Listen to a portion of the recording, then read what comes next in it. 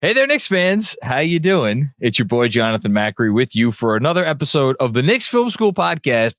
Very excited because I get a first-time guest today, but not the first time that I have talked to this person because, funny story, probably I guess a couple months ago, reached out to me and was like, hey, would you want to come on my podcast? And I'm like, this looks really cool. Sure, I'd be happy to do it. And then since then, had conversations with Mike D'Antoni, with, Danny Green, with Tim Legler, like doing the thing.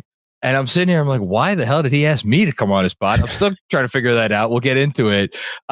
He was a shooting coach who worked with NBA players for 6 years. Every player that he worked with, check this out, improved by at least 6 percentage points on their three-point shot and shot a career high in volume. Now he runs a Substack called Low Man Help.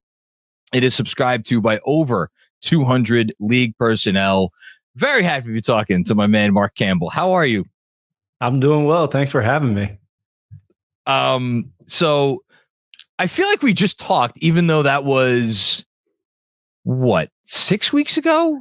Yeah. Whereabouts? I think that was in 2024. You were the biggest guest we had on to that moment. When you came on, you were a big deal. I remember was I the first guest you had on? No way. Well, Danny Green was my first guest, but I don't consider him a bigger deal than you. So, let me correct you, my friend. Danny Green is a bigger deal than me. He's just my college roommate, Daniel Green. So, so he's on a lower scale than like the dean of the Knicks Film School here. Cause my brother-in-law is diehard, like absolutely diehard, lives in the city. So like, I'm not a fan of any team per se. From working with guys, like I was more dialed in on wherever my clients were playing. Sure. And so I wouldn't consider myself a fan, but I am more abreast on Knicks things than anybody that's not a Knicks fan should be, because my phone blows up constantly on anything that goes on. And I have at least I have to clear out our text because it's all just GIFs of the Tom Thibodeau walking out on the stage, whatever the Sure. AIs. I mean, just diehard Knicks fan. So like I've seen your stuff for so long, been a fan, and it was an honor having you on, actually. That is very kind. The check's in the mail. It's funny because I've thought of you so many times since that, because I could say this name. So one of your former clients, Malik Beasley, who you served as shooting coach for, I'm not like non-superstar division. There is no one who has killed the Knicks more this year than Malik Beasley, including on a memorable end of game stint where the Knicks somehow, we're going to talk about their defense, managed to give up not one but two really good 3-point looks to this dude, and of course he nailed both of them. And it seems like every time I turn on a Pistons game, there's Malik Beasley hitting like 6 of 8 from 3. So you are ever present in my mind. I'll just say that. He was my first client. He was the first one that I did in the NBA. I worked with some European guys the year before. I had played overseas, and he was the first guy that I worked with. I kind of reworked in my head everything I wanted to do if I got a shot with an NBA guy. And the whole time I was like, I have no idea if this is going to work. And this was in between year 2 and year 3 of his Denver years. But I was like, because it was all different than stuff I had done. But I was like, you know what? If I'm going to do it, I'm going to do it this way. Like, this is what I think is going to work. And it ended up snowballing. Things went well. I could see the process happening, and I was terrified when he first started the year because I was like, holy shit, did I just mess up this dude's career? Like, was I leading him astray? But then it went well, and he had a nice pop, and other things flowed from there. So it's been a real journey. You would say that I had no idea what I was going to do, step by step. I was just going to do that Malik job because I was going to do it the best I could. And then everything's kind of dominoed from there of doing well. And I should say, something I kind of glossed over in your introduction. That journey started at North Carolina, where, of course, you won a national championship as a member of the Tar Heels. So, it feels. I would imagine, in some senses, has this been a journey that's been 2 decades in the making to get to this point where you were obviously a shooting coach to NBA players, and now you've taken this next step here into content creation. Apparently nobody scared you off before you did that. You should have talked to me first. but yeah, no, it's like I got to think that that's been like quite a journey. Yeah, it's been incredible. It really has been. There's a picture of me and Obama before he was president playing pickup at Chapel Hill above me, traveled the world, played in Italy, played in Germany, played in Estonia. It's been pretty incredible. Like basketball has been very, very good to me. And it's still being good to you because your newsletter, Loma and Help it's great because it's a mix of like you write about the league and you analyze the league, but like, look, I try to do what I can with the Knicks Film School newsletter, and I obviously try to tap into smarter minds than me whenever I have the opportunity to do so. But I never played the sport at a high level, so to not only get your insight, but also the fact that you have conversations with all of these different high level basketball minds. It's another angle that you get to read about the sport that we all love from. And I really enjoyed it. And I dig the pods, and I'm happy to talk a little bit about the Knicks here. So it's funny, you asked me before we started, you're like, is this going to be positive, or are you like sour on the team? That's what I'm going to start off with you, because you pay attention to the league. You watch the Knicks. You obviously hear from a lot of Knicks fans in your life. If you were a Knicks fan, how would you feel about this team right now? I think we were texting earlier, and I think when you're evaluating this Knicks team, I think context and perspective matters. And if you're going to look at this team and you're going to be like, it's championship or bust for us, you're not going to enjoy the team. And that's no shot of like, at them as a team or anything, but you're going to always be upset watching. But if I've seen you guys talk about like the scrappy teams, the nobody believes in us, back against the wall, they've disrespected us. Like if you feel like that watching this team and you're just going to take it at face value, you're going to love the hell out of them because they play incredible basketball, like sharing the ball. They're all self-aware. They all work together. It's just that they don't have that extra gear that the best teams have, but they do have a guy who I know you were talking about him on my pod, and the city has fallen in love with. Like Jalen Brunson, when you watch him play, he has the same kind of aura and feel of Steph Curry, where it feels like, hey, I could be him. My kid could be him. He's not an outlier athletically like LeBron is, or any of these guys where like he's doing it off footwork. He's doing it off skill. He's doing it off IQ. And one of those guys is he's a magnet for people to watch and to really root for and enjoy. And it seems like he's really kind of been the guy that's really taken over that upper echelon pantheon level of Knicks players. Man, I don't know when I'm in front of a microphone a lot, so I forget when I say what, but I was talking about Jalen Brunson in the larger context of the franchise, like going back through history. And I think I said he was the second most important Knicks player of the last 50 years other than Patrick Ewing. And that's not an issue or disparage the other great players that have come through here, like Carmelo Anthony. Obviously, he's going to be a first ballot Hall of Famer, top 75 player ever. Bernard King should have been a top 75 player ever. Like there's been other notable names, but there is a belief, I think, that like, and this is not getting into X's and O's or like shooting form or anything like that, but like when you, again, having played on a lot of teams throughout your life, when you have a guy that like, okay, he could if we're close, he could take us there. How big of a deal is that for you if you're in that same locker room as that player? It's huge. It's huge. He's got that feel to him that no moment is too big. And he also has the feel of he's not going to shy away from it, but he's also not going to shoot over two people. Like he's going to make the right play every single time. And I think there has to be a little bit like when you're at the level that he's at and you're trying to be the best player on the best team, like you do have to have some level of arrogance of like, no, this is me. Like I got this. But you also have to have this little, like, there's got to be a push pull of like, all right, this is where the rubber meets the road of like, I got to get rid of this one and move it on to the advantage and trust my teammates. And I think he's got the mixture of that as a teammate makes you trust him. And he's also got that arrogance where you think like, okay, you know what? If he does let it rip, like we feel pretty good about this too. So I couldn't be more impressed with him last year in the playoffs. I've always enjoyed his game. I've always enjoyed what he does with his feet. I was blown away last year in the playoffs of what he was doing and how he's able to carry them.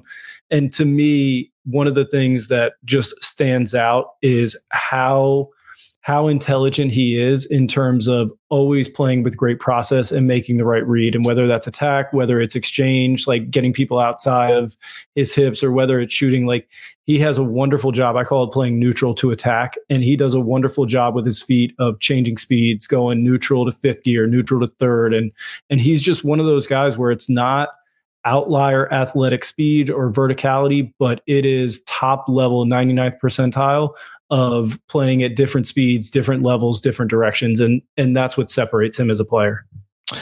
Something that, so Benji Ritholtz, who does a lot of film work for us, he often over the last few years has gotten annoyed when people, refer to Jalen Brunson as like a non-athlete or he's like, they always go through the things that he can't do. And he has pointed out that like the things that he can do, like the bursts, like the footwork, the balance, the handle, like these are athletic traits. These are like I see you shaking your head. Like, you're hitting the nail on the head. It's, when I describe it to people, sometimes I try to describe that, like, so many times we look at athleticism as like, for basketball, as like football athleticism, where football, you just have to get from point A to point B first. And it doesn't matter if you're standing up, if you're falling down, it just doesn't matter. You just can't lose the ball. So in football, there's only one player that actually has skill. It's the quarterback. Like he throws the ball, he transfers energy from his body to the ball. And this might be too nerdy, but like in the NBA, like all your athleticism doesn't matter on offense if you can't actually like rhythmically and on balance, like transfer that power through the basketball in a skillful way. So like, for me, like it doesn't matter how athletic you are on offense if you don't know if you're not moving in rhythm and on balance, if you're not playing at different speeds, different levels, different directions, like where you can actually exchange, if the read is exchange, crossover, and you fall over because you're out of control, well, like all your athleticism doesn't matter, but you never see him lose balance. And it's because like he's doing all of these things, moving his body in rhythm and on balance with the basketball. And to me, that's what sets him apart. Like he is always hitting the note in terms of that gear. Yeah. And it's, and I think, obviously when we think of Brunson, when we see Brunson maneuver, we think inside the arc, but like last point I'll make on him and then we'll move on is like, he came here when he was in Dallas, he was not a pull-up jump shooter at all. His first year here, he was 190 something in terms of pull-up attempts. Last year, he was 320 something. This year, I just looked it up. He's at 235. So he's probably going to fall short of 300. But then again, it's a different type of offense. Doesn't need to be pulling up as much. The percentage for all 3 years has been great. He's at 37.4%. Have you like noticed anything with him, watching him over the course of his career, like to kind of make yourself into the sort of pull-up threat that he is? Like, I don't want to just, is it oversimplistic to ask you, like, how hard is that, or how much does that take? Because this was never him in Dallas. It's so hard. His feet, he does this. I posted some YouTubes about him because I was blown away last year about his footwork in the playoffs. He does this thing where he skips into shots. Like he'll put, because he's a lefty, he's trying to load onto his right foot. So he'll go left, load all the power on his right foot, because driving and shooting the basketball from 25 feet away and trying to get in an 18-inch circle is so incredibly difficult. Like you can't be out of control trying to do it. So yeah, it's so hard to do. And then factor in that your physical stature is smaller than the people guarding you. Yeah. And they can unleash their athleticism because they don't have to worry about doing anything with a basketball, trying to get into a hoop. They can just be athletes. So yeah, he's been phenomenal, and shooting pull-up threes is so incredibly difficult to do in the league. And one thing that I loved about him in the playoffs, and I was on Second Spectrum last year digging into this, he led the league in the whole playoffs of distance of pick and roll, average distance of pick and roll away from the hoop. So he was around like high 29, almost 30, and Luka was about 30. And what it does for your offense when you can set a screen 30 feet away and bring two people to the ball. You saw it in the Minnesota series for Luka. You saw it in Indiana and Philly when Brunson was healthy. It brings so many people farther away, and it lets you play 4-on-3 in space. Whereas, like, if you're setting that screen 24 feet away, even if you bring two people to the ball, it's still so much more compact. You're talking about 6 extra feet of space. I don't know, what's that, 50 square feet or 200 square feet that 3 guys can like cover. So the fact that he can shoot those, the fact that that's a threat and you have to come up to the level and they can set the screen so much further, it really does something for their playoff offense in terms of expanding the space that you can play 4-on-3 into. That's a good transition because they last year, certainly in the playoffs, I mean, their offensive rating in the Philly series was, I forget what it was, crazy. It was they scored very well in the Philly series. Mm-hmm. And then in the Indiana series, when they played well, they scored well. When they did not play well, they did not score well. But the team was kind of breaking down by that point. But really, all of that started post Julius and what effectively was also Anunoby's, like, I mean, Anunoby came back, but like he was out for a very long time. And like Julius, so like they had to remake this offense on the fly. And it was obviously very heliocentric with Brunson. I think he was the highest usage player, the second highest usage player in the league. But it was like using Hartenstein as this hub. But like there were times where they were like reaching a certain level of effectiveness that should not have been possible when you considered, okay, you had Hartenstein out there, you had Josh Hart out there, who was, teams know they don't really have to guard. And then you had Precious Achiuwa out there too in a lot of those lineups because he was out there playing 40 minutes a night when OG was down. And you had Brunson, you had obviously had DiVincenzo who has an immense amount of gravity. And this thing, like, it had a beauty to it in a weird way. Yeah. And then you fast forward to this year, the numbers have been better. To be clear, although if you look at and DJ Zulo, another one of our film guys, tweeted this out yesterday. Pre-January 1st, I think their offensive rating was like 122 point something. Since January 1st, it's like 118 point something. So it has gone down. Mm-hmm. And I guess what I'm curious to ask you is like, and we talked a little bit about this when I was on your pod, like it seems like the whole is maybe not greater than the sum of the parts. And if anything, it feels like it's less sometimes. And that's really true recently. Obviously, Cat's out right now, but the starting lineup has not looked good recently on either end of the floor. But let's focus on the offense for now. Like what are you seeing or what are you not seeing from them? Yeah. So he's still up there. I mean, per 100 possessions, Brunson's running 55 pick and rolls. So that's second in the league behind Trae Young. Trae Young's 59th, but like he's still up there. Like it's still a lot of volume. And I think to me, that's what it really goes back to is like, this offense relies so much on him to initiate action, to initiate the advantage. And I think that there's something about it that you feel it just needs a little bit more of that, secondary creator. And there isn't that in the lineup. And I think it really weighs on him in terms of like how much creation he's, asked to do.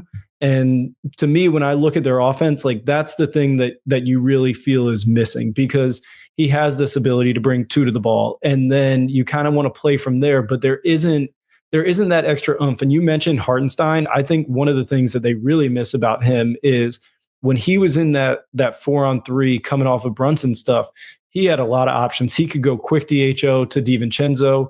He's a phenomenal playmaker in the pocket, making decisions of help up the lane to the dunker, like stashing into the corner. Like he's really good at that stuff. And then he spent time with Jokic, and Jokic is known for being the best floater shooter in the pocket. Hartenstein will shoot a little bit of the floater. It's not quite as, smooth as Jokic's 1'1", but he'll shoot a little push shot floater in the pocket. And I think he unlocked in the playoffs so much of their secondary looks, even though he's not what you typically think of as a secondary playmaker, he really was for them. And I think they miss that because while Cat is incredible at shooting the ball, he's really good at shooting the ball. He's not very good at making that next play, whether it's quick DHO or reading who's cutting. Like he can pass. I'm not saying he can't pass, but he's not on that same level of like, I'm going to take this advantage and keep pressing it the way Hartenstein would. And I think that hurts him. Here, it's so funny. It's the first time I think I've heard someone refer to Isaiah Hartenstein last year at the Knicks as their secondary playmaker. It makes all the sense in the world when you remember and you think about how they played. because it was so smart, and also because he was able to do that. And this is something that a lot of people wrote about last year. It really unlocked Jalen Brunson as in what he could do off the ball. So he didn't always have to initiate in terms of the pick and roll, and that was effective as well.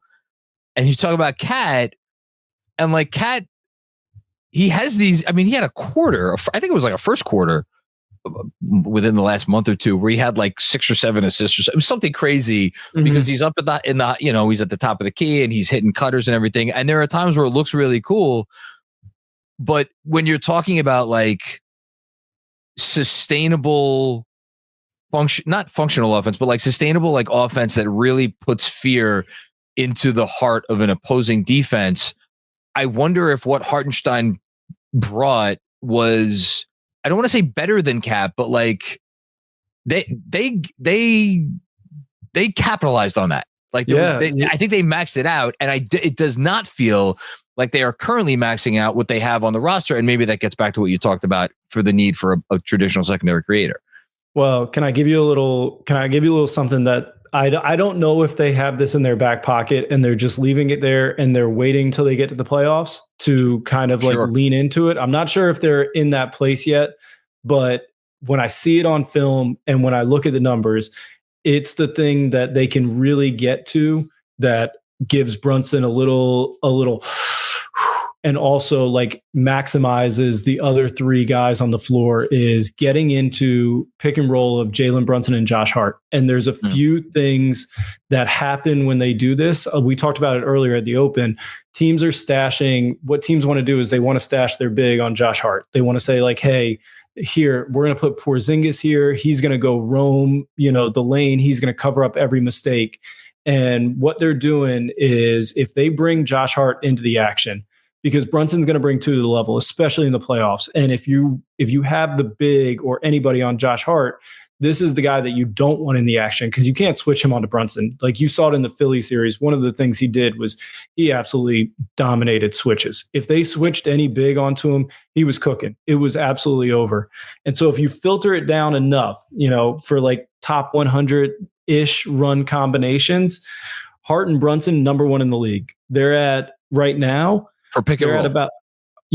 They're at 1.224 points per possession. They only run at about 9.5 out of 100. And for reference, like Towns is at 28.5 per 100. So it's not that they don't run it that much. Like it's just a third, but like it's the number 1 combination. And the biggest thing is it unleashes Josh Hart to go play 4-on-3 and not Karl-Anthony Towns. And then you have this place where you can put Anunoby and you can put Towns as guys who can space the floor and shoot. And you can put Bridges. I think you're going to see them put Bridges in the dunker. And Boston did this to Dallas last year is they put whoever they wanted to be in the dunker and Bridges getting smaller assignments so that's the help up the lane. So like, I don't know if they have this sitting in their back pocket, but it's space the floor with Anunoby and Towns, put Bridges in the dunker and let Hart and Brunson go up top and play pick and roll because Hart playing 4-on-3 is a recipe for disaster for defenses. I mean,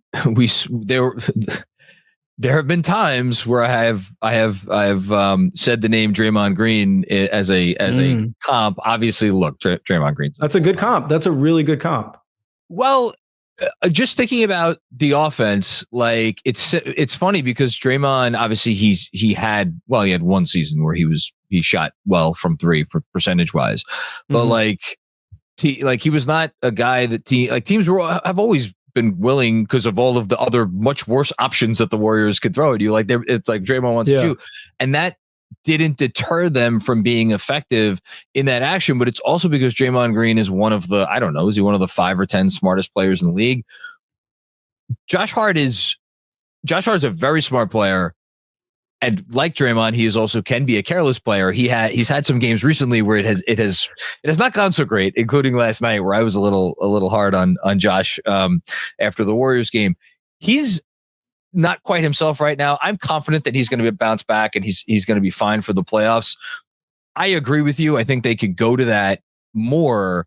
And I guess the only interesting thing is like, and I'm curious about what you think about this. You have these other 3 mouths to feed on the offense. And like something I've been talking about recently as OG Anunoby has had his maybe best offensive stretch of the season. Like how much does OG need to get the ball and to be able to do some stuff with the ball for him to feel, you want to say, engaged or feel like the best version of himself? And then you got Mikal Bridges. Obviously, he was brought here for a reason. Then you got your all-star starter in Towns, and you're running this action with a guy who, like, if he scores no points, he could be happy. Like, should that be a concern at all? Or is that just like, hey, listen, man, this is what the situation calls for. This is our best offense. We got to deal with it. I think it's more of the latter. And I think you also, like, you're going to be mixing in other stuff, but I think that's the thing that, you're going to look at that and all those guys are going to get action from it, because I think when you boil it all down, you're not going to ever be like, hey, OG, we're going to run the offense through you right now in like this area, or Bridges, we're going to run it through you. Like, I'm sure you could get to, like, you want to put OG, Bridges, and Brunson and Hart into like some version of split actions. Like, you can get to those, but like, it's nice having Cat get those touches and then everybody play off of it. But to me, I don't think you're going to get any of that stuff. They paid OG. Like, he's got the bag. Like, usually, like, when you're looking, I mean, this is, when you're like, hey, I got to show what I can do, it's because you want to set yourself up to either get paid one place or like show you can do it other places. So like, he's got the bag. Like, he's fine. Like, it's not going to be a problem. And if they're playing serious basketball games, like playoff games, round 1, round 2, Lord willing, round 3, like one day before I die, please. Yeah, it's going to be whatever goes, and it's going to be whatever's best for us. What's the best shot for us? Like, and I think you have a good group of guys that will lean into that. So I wouldn't be concerned about anybody getting chirpy or being like, hey, I need this or I need that. I think that they're a cohesive group, and I think their background helps them a lot. I agree that they are cohesive, and I agree. I think I hope it's a good locker room. I think it's a good locker room from like what has been reported. For the most part, it seems solid. I guess the thing that I've started to wonder about, and it's so funny, we're talking so much about the offense. Meanwhile, the defense has been like the bigger issue. So I want to get time for that. So just one more is like, you watch Boston, and I don't know if this is an oversimplification, but it seems like their collective skills on the offensive end blend so perfectly with one another. And maybe that's just because they put 5 players on the floor so much of the time that have like all of the offensive skills, and the Knicks, it's more, the Knicks are not that. Like, Mikal has the things that he is good at, and OG has the things that he is good at. And then there are things that like they don't have. Like, I was looking it up today. In their starting lineup, the guy who is shooting the most threes is Mikal Bridges. He's attempting, I think, 6.3 or 6.4 per game. It's like 6 per 36 minutes. Like, so they don't have, like, again, your guy, they don't have a Beasley. They don't have a DiVincenzo. Like, I feel like they're missing that. They don't have, as you said, a secondary creator in the traditional sense. So I wonder, is it good? Do they just shoot? I've been saying I want to give them the year to see where they arrive at by the end before we try to make any adjustments to this in the offseason. But if you ask me right now, gun to my head, do I think that there may be an adjustment coming somewhere? Maybe it's from outside the organization, maybe it's from inside the organization to the starting lineup. I would probably bet that yes, by next season, they will have to adjust in some way, shape, or form. What are your thoughts on that? Yeah, I mean, it's difficult. I wonder, like, you're talking like, big picture, like, crystal ball stuff. I just wonder sometimes when I look at their team, sometimes I wonder if you would rather see what this year looked like. Like, if you want to make the Cat trade, fine. Okay, no problem. But then, like, what do those 5 first-round picks get you? Like, what would this team look like with like Jimmy Butler and Cam Johnson on it? Like, how would you feel about it then? Like, and I don't mean that to be like, Bridges is great. And like, I'm sure they had a vision of like what they wanted to do, but like, you can pull off the Cat one if you want, but like, you want to talk about crystal ball stuff, like what kind of guys you want to fit into that role as like secondary creators and stuff like that. But that's like a whole different. But he's been disappointing, and I don't think that's a hot take. I mean, he's not lived up to what they expected, and arguably not what they needed. I mean, I have to ask you, because you're the shooting doctor. Like, there's obviously much was made of his shot. It's, the numbers are what they are. Above the break, it's still not great. And do you think that is something that might come back? Because as of now, it's still not really there. And I think it's really impacting their offense. I don't know if it's ever been great above the break. I haven't ever like looked at the numbers like that deeply, but even frequency has always been low. Last year, last year, throw out the Brooklyn experience because that team was not playing serious basketball. Prior to that, though, he had never taken more than I think 16 or 17% of his total shots from deep, and the numbers were like they were fine, So one thing is like when you're shooting a basketball, I'll go two things on it. When you're shooting a basketball is we talked about Brunson and being in rhythm and on balance and how far away it is. When you're shooting 1.5 feet in, when you start to get to like these distances, that matters. And the corner is much closer and that matters because the math that goes into it is a lot easier. Right. So I think that's like one thing, like, usually as the further away you get, the more your mechanics have to be locked in where you're not actually thinking about shooting it. You're not trying to aim it. You're not trying to make it. Like you're just letting it rip. It has to be, you're thinking about nothing. Like you think about great shot prep footwork going into it. And now I've done everything I possibly can and whatever happens, happens. So like you have to have that mindset. And it looks like he has that mindset. I got to be honest. Like he doesn't seem to be thinking about it too much. Now, are the mechanics like they are what they are. And I always lean into the fact of like, if mechanics are awkward and you shoot high volume and a good percentage, you don't touch it. If the mechanics are awkward and you don't shoot high volume, and even if it's a good percentage, you want to dig in. And if the mechanics are awkward and you shoot high volume and the percentage is bad, like we got to really dig in. So it really depends on like where you fall on that spectrum of like where he is. That kind of depends on like what you would want to do with it. Yeah. I'll be curious, if look, it is what it is at this point. The thing, and this will shift to the defense because I think, with Mitchell Robinson coming back, this has been an increased point of conversation about whether, much like Minnesota, there will eventually be a shift to maybe not Cat as like the full-time 4, but like some of Cat at the 4. Mm-hmm. And I don't know that we're going to get the most telling sample size for the rest of this year because I think maybe harder on Mitch than most, but like I just think Mitch from a skill perspective is not someone that I just don't know how tenable it is to have him as a 25, 30 minute a night player in the league where defenses are just going to, any weakness you have, they're just going to prey on it. And we've seen teams, by the way, do this to him before, like Miami a couple years ago in the playoffs was able to do this. So, but like, do you see a path where if they bring in a high level, say Walker Kessler, right? His name, they've been rumored involved with the Knicks. Like, do you see that as being a net upgrade in totality when you consider the impact at both ends of the floor? And if you were running this team, is that something that you would explore?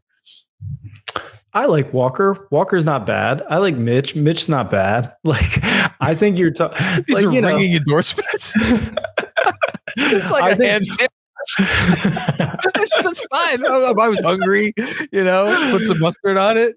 I think the thing is like you have to think about when you're at the place that the Knicks are at, and honestly, like it's the Missoula quote where like it was like Tatum gets to deal with criticism. You guys get to be at this place where you get to start thinking about the puzzle of like, well, we have the top guy, and like we've seen it in the playoffs, so we know that he's the guy. So like, what happens from there? And so like thinking about Mitch or thinking about Walker or thinking about Hartenstein, I know we're talking about defense because you want to get the defender on the floor. I get that. But like, what do they do that is amplified by the best player? And what can they do to help amplify the best player? And so like, if you think about Mitch or Walker, like when they're in this action, because they're going to be guarded by the 5-man, they're going to be guarded by the worst defender. Every time. What are they going to do when 2 go to the ball for Brunson and they get the ball? Are you going to feel great about them attacking downhill? Are you going to feel great about them going into the next action? Like, are you going to feel like they're going to press the advantage and keep going? Because what those 2 guys excel at is being a vertical lob threat going downhill towards the rim. Well, you already know you're not getting drop coverage on Jalen Brunson when rubber meets the road. You're getting 2 people that come to the level. So trying to get that guy on the court and like being like, well, he can really do this. Well, like, who cares? It doesn't work for your team. And so like they're a nice player and they work in different situations, but I don't know if they work for your situation.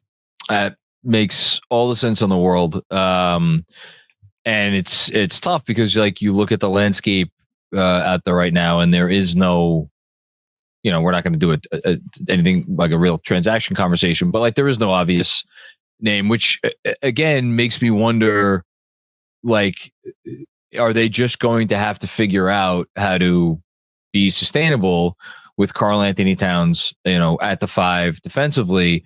And one thing that I do want to ask you about before we're done is, like, OG Anunoby is on this team. We talked about him before. He got the bag. He's an incredibly skilled player. One thing that we have not seen them pivot to is, maybe a little bit last year in the playoffs, but is OG like on the 5, OG guarding the 5, so that you are like, he is the one that is being brought into these pick and rolls. Now, again, the Boston part of the conversation is more complicated because they will screen with anyone and they will be happy to screen with anyone. And that's a whole nother thing. But like, let's just say for argument's sake, is that something that, again, let's say you were advising them, what would you say about that being something that they go to maybe a little bit more? I love the idea of seeing OG at the 5 because it does a few things. Like Danny Green, college roommate, played with OG. He said OG is the strongest guy he's ever been around. So like, really strong. He said he's the strongest guy he's ever been around. And it's not close. Like he was like, sometimes I think he's going to break the rim. Like, so OG at the 5, like he could absolutely hold up. And it's not like, unless you're dealing with Jokic, it's not like you're really super concerned about like somebody being a problem in the post where it's going to be like an issue. So yeah, like could he hold up? Absolutely. So that's the one guy Cat could actually guard. Like Cat does well in that matchup. But the other thing I love about it is like if you're going OG at the 5, what you do get is you get a secondary playmaker on the court. And whether that's Deuce McBride or whether that's Cam Payne, and like, say what you want. Cam Payne is right now.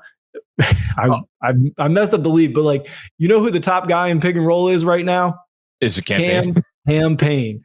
Dude, there's a Cam Payne fan club YouTube channel right here. Yeah, we love Cam Payne. I mean, it doesn't matter if it's him or if you feel more comfortable with McBride's defense. Like it's still the same thing. You get that secondary playmaker on the second side where it's going to be shot, it's going to be attack and make good reads. And so like, yeah, you get a lot more skill on the court. Not so much as like the same level of shooting and size as Cat, but you get a lot more playmaking. You amplify these advantages in like a different way. So I wouldn't be shocked at all if you saw some OG at the 5, depending on what matchup they get. And I wouldn't be shocked at all if it looks really good and you see more and more of it, like as their changeup pitch. Yeah, I mean, it's been a thing ever since they drafted Obi Toppin. Like fans have been calling for more small ball, more, with a non-traditional center. That was a different kind of situation with him and Julius, but I think this to me feels a little bit more sustainable, even if it eschews the some of Tom Thibodeau's ethos, the things that he holds most dear. Let's end with this. They have 21 games left, followed by the playoffs, and we'll see what happens there. What's like the one thing that you are most curious about to learn about this team for the rest of the year? Like what's one thing, like, is there a, something that like, whether it's like you're running the team and you want to like find out this thing somewhat definitively, like before the offseason, or you want to see something from this player or from this lineup or combo or whatever, like what's curious to you about the Knicks right now? Well, I think you're kind of locked in. Like, first off, when it comes to like the Knicks, I think you're kind of locked into the 5 guys that you have. Like, I don't think that there's a lot of like, we can like interchange these parts. Like because I don't think even if they were going to like move some of the guys, like there's already a market set for them, and you don't ever want to be the person that's like buying high and selling low. So I don't think you're going to see anything different, than the guys going in, coming out. But I think one thing that I would really like to see is like, what does our offense, and I mentioned Steph Curry, like we mentioned this stuff with Brunson, like, it takes an incredible amount of effort and conditioning and those things to play off the ball in the way that Curry does. And I think Brunson can have a little bit of that off ball gravity. But to me, I would really like to see like, what does their offense look like if we're trying to get actions run by different playmakers? And I don't know how much stuff they really have that they can lean into, because a lot of the stuff, like say you want to put it in Bridges' hands or Hart's hands or things like this, like there's a lot of we're just going to go under this. And if you want to shoot it every time, cool, no problem. Like there's a lot of that. But I think like getting a little bit more creative with putting that person with Brunson and then quickly going into the next action, I would like to see how that looks, because Bridges, it's a low volume, but Bridges looks really good when he runs stuff with Brunson. Hart looks really good when he runs stuff with Brunson. And I think that there's this element where you can kind of get these things going and see what these secondary playmakers can look like playing off of Brunson's initial advantage. So to me, like when they see blitz actions, when they see two coming to the ball, I really want to see a little bit more variety in those looks, and to see them kind of be like, how are we going to solve these problems? Because these are the ones we're going to see when it comes to any team that we play in the playoffs.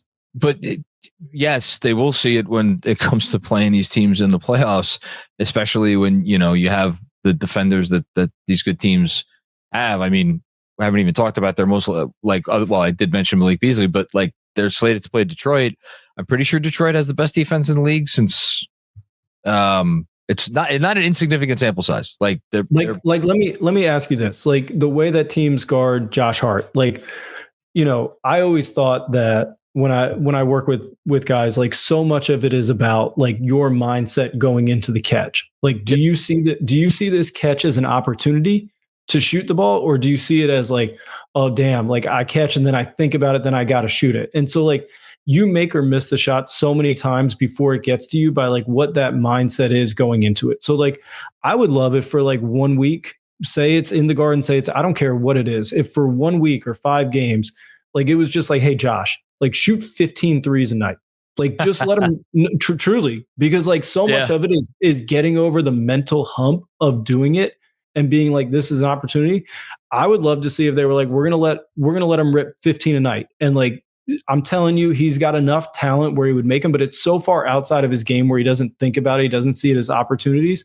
That would be one thing that like, if you're really talking about, hey, we're going to try to like Swiss cheese this thing and see where the holes are and see what we can plug up right now. Like I'd love to see that.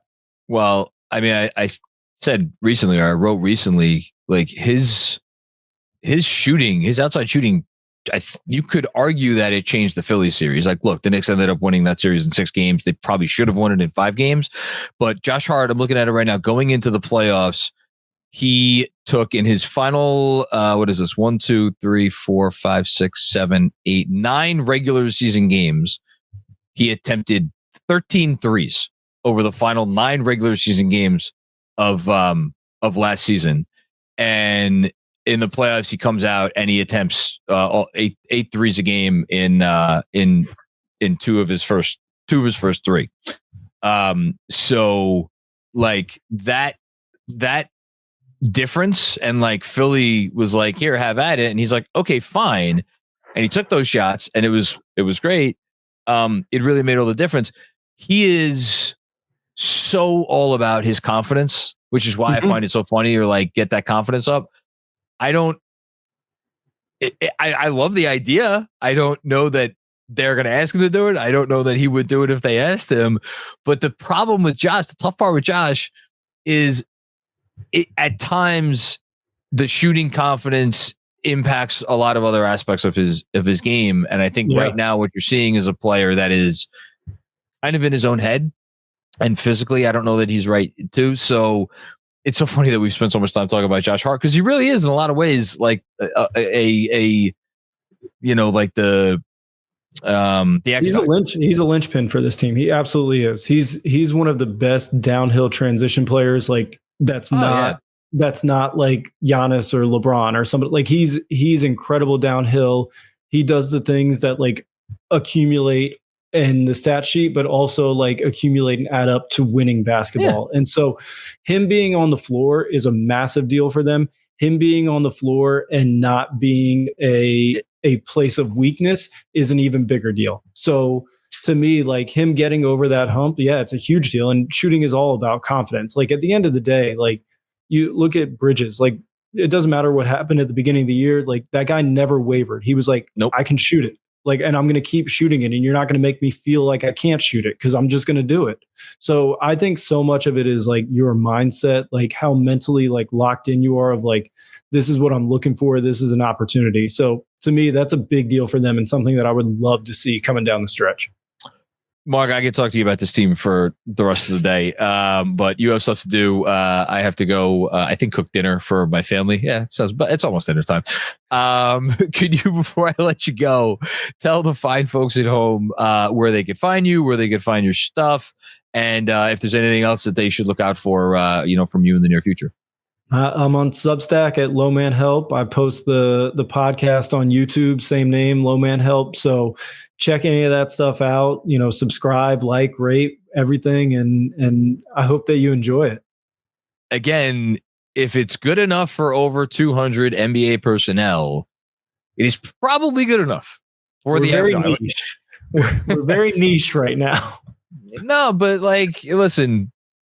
There's a lot of stuff out there, but here's the thing. The more stuff that people put out there, the less percentage of it that's going to be any good. Your stuff is great. I mean, Mike D'Antoni gave you like over an hour just talking shit about the NBA, and that speaks to how much respect people have for you and what you bring to the table. This has been fun, man. Could we do this again maybe before the end of the season? Absolutely. I'd love to come back. Yeah, no, this was great because there's a lot more that I want to talk to you about. But we have to go for now. Marc Campbell, please follow him. Subscribe to Low Man Help on Substack. Obviously, subscribe to the YouTube channel again, Low Man Help. And for me, thanks for checking out another episode of the Knicks Film School Podcast. You can feel free to rate and review and do all those things for this podcast as well if you like what we're doing here. I am coming back with I will be on the Lakers post game. I forgot for a second. I will be for any night owls want to join me. So check me out there. And until next time, we will talk to you soon and peace out.